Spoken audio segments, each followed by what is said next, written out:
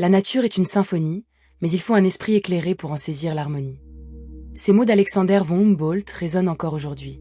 À la croisée de l'exploration et de la science, Humboldt a consacré sa vie à percer les mystères de notre planète. Au début du XIXe siècle, une effervescence intellectuelle et une soif de découverte imprègnent le monde. Les explorateurs parcourent des terres inexplorées, les scientifiques remettent en question les croyances établies. Dans ce contexte tumultueux, Humboldt voit au-delà des frontières de son époque. Il entrevoit un monde interconnecté, où ses idées audacieuses mélangent science et philosophie, préfigurant les défis environnementaux d'aujourd'hui. Humboldt ne se contente pas d'observer. Son esprit curieux l'entraîne à explorer les montagnes et la diversité géographique de l'Amérique du Sud. En 1799, il entame un voyage à travers le Venezuela, l'Équateur et le Mexique, chaque pas alimentant son désir d'apprendre. Il observe comment les Andes influencent le climat et comment les cultures humaines interagissent avec leur environnement. Fasciné par les interrelations, il élabore des cartes démontrant que rien n'existe en vase clos. Son voyage devient une quête de compréhension de l'univers vivant. Humboldt ressent une responsabilité profonde face à ses découvertes. Conscient des implications de ses observations, il écrit sur la beauté de la nature et sur les menaces qui pèsent sur elle. Ses préoccupations résonnent comme un appel à l'action, une alerte sur les dangers de l'industrialisation. Il ne se limite pas à décrire les merveilles de la nature, il plaide pour une prise de conscience collective, anticipant les débats modernes sur le changement climatique et la durabilité. À son retour en Europe, Humboldt propage ses découvertes parmi les grands penseurs du temps. Son livre, Cosmos, devient un best-seller, inspirant des générations de scientifiques et d'écologistes. Il plante les graines d'une conscience collective, affirmant l'interconnexion de tous les êtres vivants. Ces enseignements marquent une époque où la science et la nature ne sont pas encore séparées par des murs d'acier et de verre. Le voyage d'Humboldt transforme sa vision personnelle et notre compréhension moderne du monde naturel. Alors que nous faisons face à des défis environnementaux sans précédent, son héritage est plus pertinent que jamais. L'exploration de Humboldt nous rappelle l'importance de la curiosité et de la recherche scientifique dans la préservation de notre monde. Peut-être avons-nous besoin de cet appel à l'harmonie plus que jamais. Humboldt, au cœur de ses voyages, fait face à des défis redoutables. Les tempêtes tropicales et les maladies le mettent à l'épreuve, mais sa détermination ne faiblit pas. Lors de son ascension du Chimborazo, il réalise que les plantes changent d'espèce et d'apparence selon l'altitude, formulant l'idée de la zonation des plantes, un concept fondamental en biogéographie. De retour en Europe, Humboldt cherche à partager sa vision d'un monde interconnecté. À Paris, il joue un rôle clé dans l'essor de la communauté scientifique. Ses conférences attirent des foules, et ses écrits, tels que Cosmos, deviennent des best-sellers. Ses théories anticipent celles de Darwin, mais entrent en conflit avec les doctrines traditionnelles. Ce climat de tension renforce son engagement à défendre la vérité scientifique.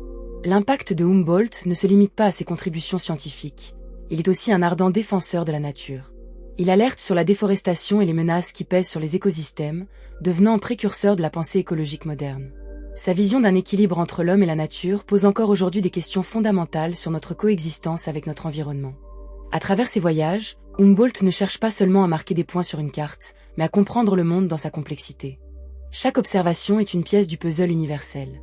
Sa vie est une quête de vérité, un appel à l'harmonie. L'héritage d'Humboldt est un phare, guidant à travers les tempêtes de l'ignorance. Son message d'exploration et de curiosité est fondamental. Loin d'être une simple quête de connaissances, il invite chaque génération à agir pour préserver notre planète. En honorant son héritage, nous participons à une aventure humaine partagée, une quête pour un futur où la nature et l'humanité s'épanouissent ensemble. Dans cette exploration, Humboldt ne se trouve pas seul. Il est entouré d'hommes et de femmes de science qui partagent son enthousiasme pour la découverte. Son voyage à travers l'Amérique du Sud est bien plus qu'un simple périple. En 1802, après 3 ans d'exploration, il commence son retour, mais pas avant d'avoir collecté des milliers d'échantillons, des notes détaillées et des observations précieuses.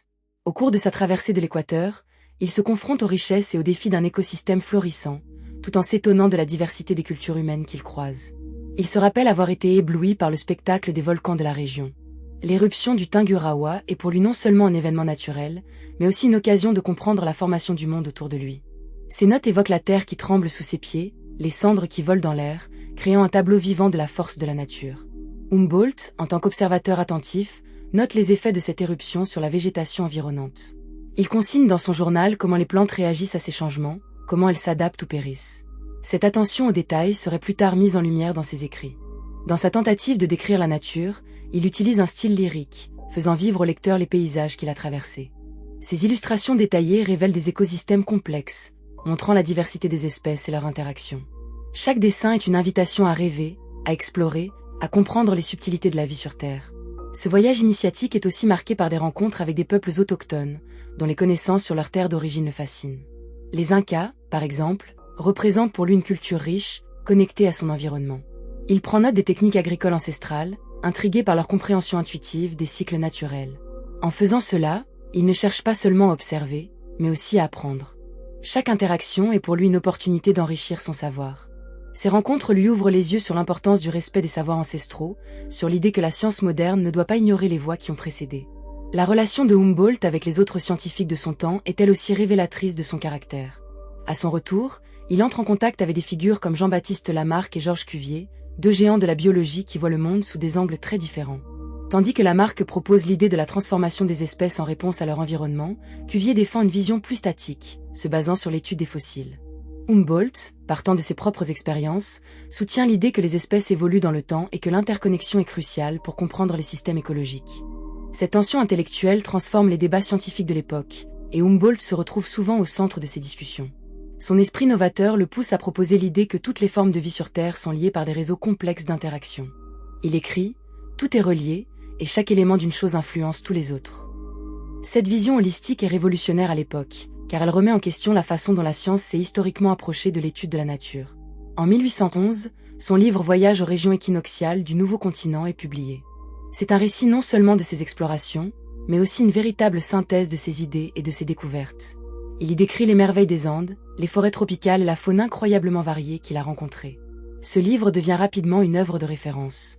Les illustrations qui l'accompagnent capturent l'imagination du public, éveillant un intérêt sans précédent pour la science et l'exploration. Ses voyages en Amérique du Sud ne se limitent pas à une simple quête personnelle.